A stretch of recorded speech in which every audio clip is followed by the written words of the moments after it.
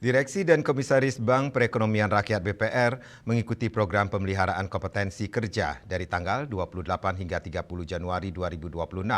Pelatihan tersebut setidaknya dilaksanakan 1 kali dalam 3 tahun sebagai syarat perpanjangan sertifikat kompetensi kerja dan sebagai bagian dari pengembangan kualitas SDM BPR untuk memastikan pemahaman terhadap tata kelola, manajemen risiko, dan peraturan perundang-undangan terbaru.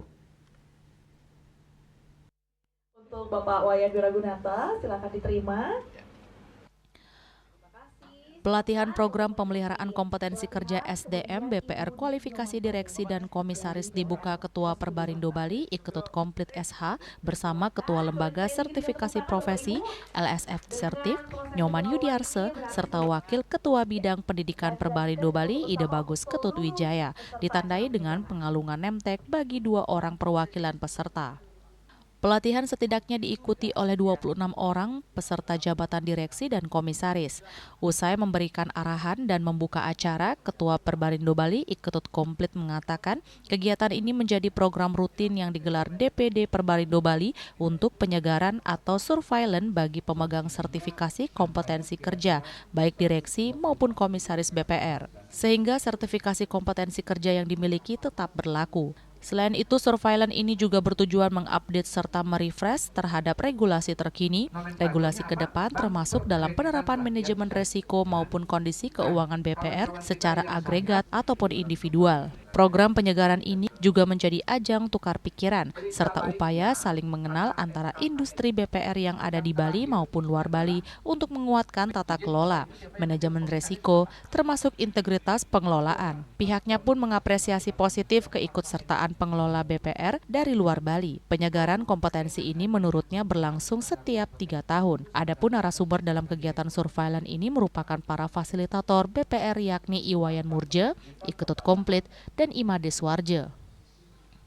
Hari ini merupakan program rutin bagi DPD Bali, terutama bagi teman-teman direksi maupun dewan komisaris yang memiliki sertifikasi kompetensi yang wajib dilakukan surveillance dan penyegaran agar mereka tetap memiliki sertifikasi kompetensi kerja yang masih berlaku.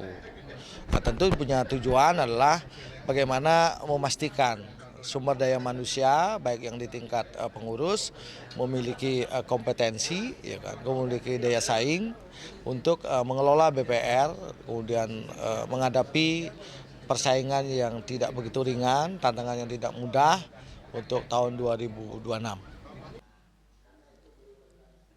Disinggung terkait perkembangan BPR di Bali, Iketut Komplit mengatakan industri BPR di Bali sampai Desember 2025 seluruh pos penting mengalami pertumbuhan. Mulai dari sisi aset bertumbuh 6,2% atau saat ini telah mencapai 22,7 triliun rupiah. Kemudian dari sisi dana pihak ketiga DPK juga tumbuh 6,9% atau mencapai 18,11 triliun rupiah. Termasuk kredit tumbuh 4,9% atau 13 triliun rupiah. Angka tersebut diakuinya belum optimal dan masih ada dana idle atau cerukan untuk BPR bisa bertumbuh jauh lebih tinggi.